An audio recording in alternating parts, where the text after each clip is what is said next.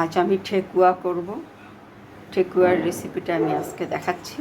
এখানে আমি এই বাটির মাপে 3 বাটি সুজি নিয়েছি। 3 বাটি সুজির সাথে 3 বাটি ময়দা এবং 3 বাটি চিনিও দিতে হবে। যতটা সুজি ততটা ময়দা ততটাই চিনি।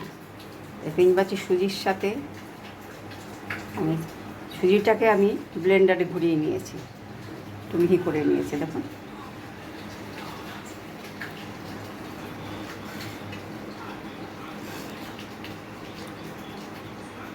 তিন বাটি আমি এই চিনিটাকেও আমি মিহি করে নিয়েছি।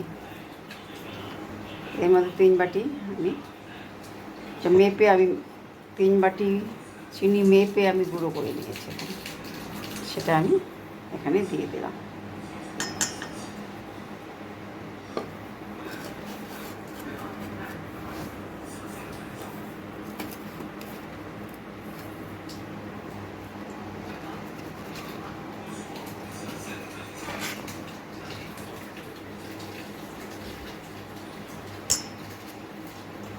চিনিটা সুজিটা যদি আপনারা এই ব্লেন্ডার একটু ঘুরিয়ে নেন তাহলে এটা মাখতে ময়াম দিতে খুব সুবিধে হবে।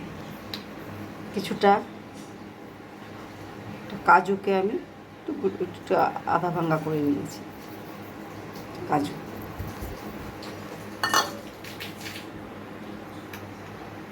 এই বাটির মাপে 3 বাটি আমি ময়দা দিব এর মধ্যে। বাটি 2 বাটি 3 বাটি ময়দা, 3 বাটি সুজি, 3 বাটি চিনি, 3 বাটি ময়দা। আর আপনারা যদি পরিমাণে বেশি করতে চান তাহলে যতটা সুজি ততটা ময়দা ততটাই 1:1 মানে অনুপাতে আপনারা মিশিয়ে নেবেন। সামান্য লবণটা হাফ চামচেরও কম দেবেন। কিশমিশ, কাজু কিশমিশটা আপনারা ইচ্ছা করে নাও দিতে পারেন। মৌরি, সমস্ত উপকরণগুলো এখন মিশিয়ে নিতে হবে।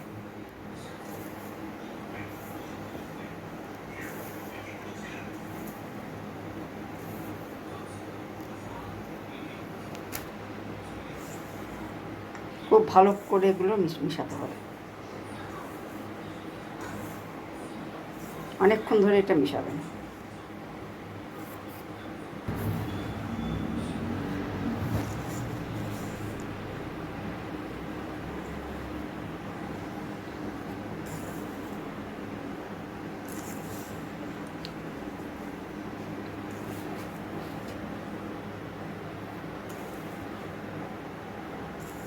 আমার সমস্ত উপকরণগুলি মেশানো হয়ে গিয়েছে।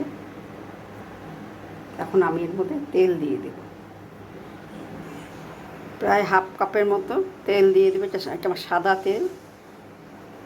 আপনারা সানফ্লাওয়ার দিতে পারেন, রাইস ব্র্যান্ডও দিতে পারেন, যে কোনো তেলই সাদা তেল দিতে পারবেন, ঘিও দিতে পারেন আপনারা।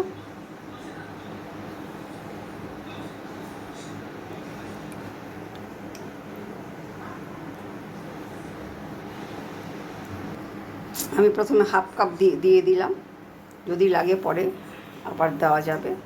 আগে মিশিয়ে দেখতে হবে আর তেল লাগবে কি না। এখন এটাকে আমি আবার ভালোভাবে মিশাতে হবে। খুব ভালোভাবে ময়ামটাকে ময়ামটা দিতে হয়, খুব ভালোভাবে ময়াম দিতে হবে।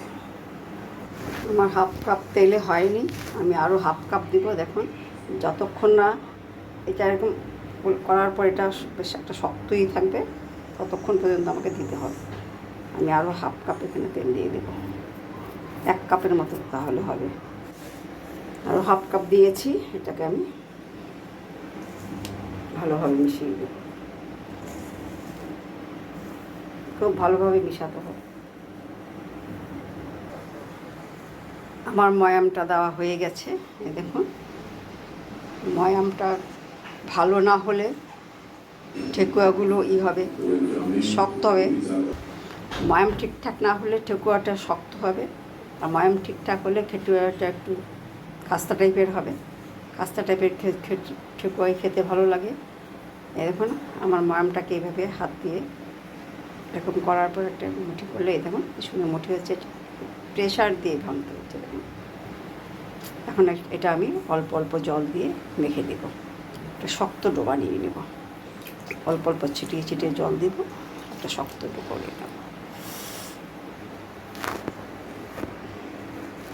আমার এটা মাখা হয়ে গেছে, দেখুন এরকম একটু শক্ত হয়েছে। এখন আমি এটা 10-15 মিনিট ঢেকে রাখবো। শক্ত শক্ত একটু শক্ত করে করেছি।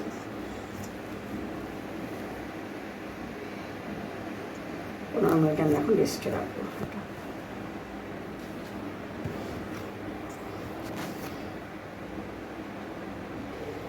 আমার 10 মিনিট হয়ে গিয়েছে, 15 মিনিট হয়ে গিয়েছে।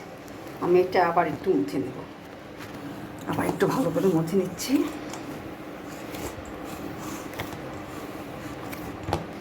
আবার একটু মুছে নিয়েছি। এখন আমি ঠেকুয়াগুলি বানাবো।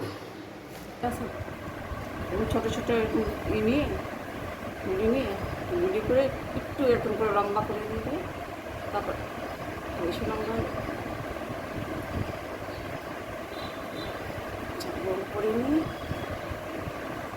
তারপর এটাকে একটু এরকম লম্বা করে এইভাবে চাপ দিয়ে দিলে হলো।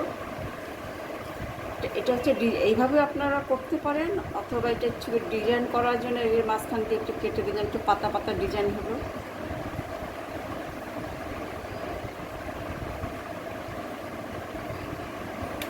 এর আগেও একটা করে নিয়েছি।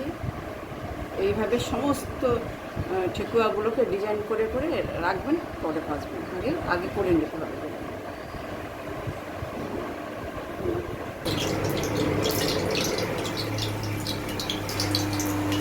কড়াইতে তেল দিয়ে দিচ্ছি, আমি কড়াইটা বসিয়ে দিয়েছি।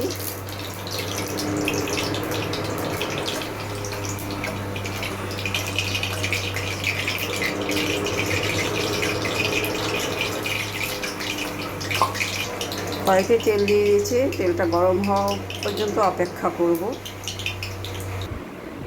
এই শেপে আমরা বানিয়ে নিয়েছি। কতগুলো বানিয়ে কিছু দিতে পারেন, কিন্তু নারকেলটা দিলে অ্যাসিড হবে, গ্যাস হবে, তাই আমি নারকেলটা দিই।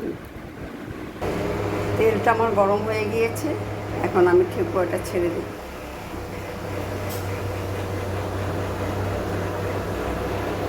গ্যাসটা আমি সিম করে দিলাম।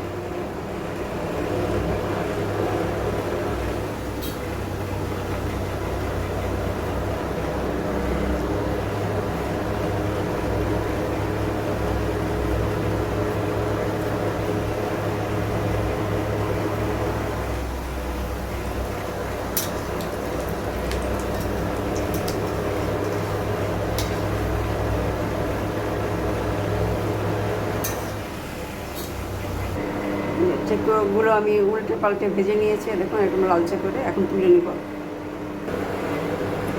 ঠেকুয়াটা আমি তুলে নিয়েছি, দেখুন সুন্দর হয়েছে। আর কিছুটা দিয়ে দিয়েছি। এটা আমি উল্টে পাল্টে ভেজে নিয়েছি, এখন এটা তুলে নিব। বেশি লালচে করলে বেশি খাস্তা হয়ে যায়, আমি এখন এটা এই অবস্থায় তুলে নেব। আরও কিছু আমি এই যে বানিয়ে নিয়েছি, এগুলো ভেজে নেব। এখানে আলু দিয়ে দিয়েছি। এই দেখুন কত সুন্দর হয়েছে আমার ঠেকুয়াগুলো। আপনারা এইভাবে ঠেকুয়া বানিয়ে খাবেন, বলবেন কেমন হয়েছে। আমার চ্যানেলটা যারা সাবস্ক্রাইব করেনি সাবস্ক্রাইব করে নেবেন, লাইক শেয়ার ও কমেন্ট করবেন। আমার চ্যানেলটা এতক্ষণ দেখার জন্য ধন্যবাদ।